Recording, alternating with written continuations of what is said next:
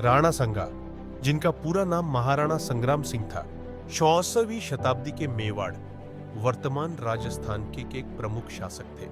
उन्होंने भारत के इतिहास, विशेष रूप से राजपूत इतिहास में महत्वपूर्ण योगदान दिया। उनके योगदान को निम्नलिखित बिंदुओं में समझा जा सकता है। राजपूत एकता का प्रयास। राणा सांगा ने मुगल शासक बाबर के बढ़ते प्रभाव के खिलाफ राजपूतों को एकजुट करने की कोशिश की।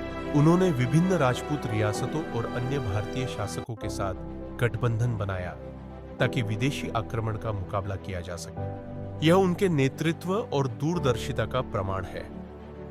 खानवा का युद्ध 1527। राणा सांगा ने बाबर के खिलाफ खानवा के युद्ध में एक बड़ी सेना का नेतृत्व किया। हालांकि वे इस युद्ध में हार गए, लेकिन यह युद्ध उनकी वीरता और साहस का प्रतीक माना जाता है। इस युद्ध ने भारत में मुगल शक्ति को मजबूत करने में महत्वपूर्ण भूमिका निभाई।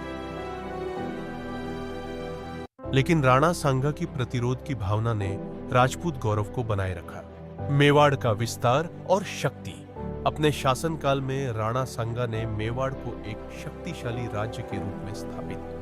उन्होंने कई युद्धों में विजय प्राप्त की, जैसे कि मालवा और गुजरात के सुल्तानों के खिलाफ। उनकी सैन्य कुशलता ने मेवाड़ की सीमाओं का विस्तार किया और राज्य को समृद्ध बनाया। स्वतंत्रता की भावना।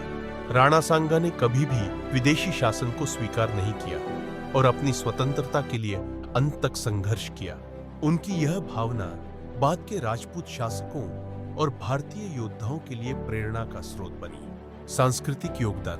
राणा सांगा के शासनकाल में मेवाड़ में कला, संस्कृति और स्थापत्य को भी बढ़ावा मिला।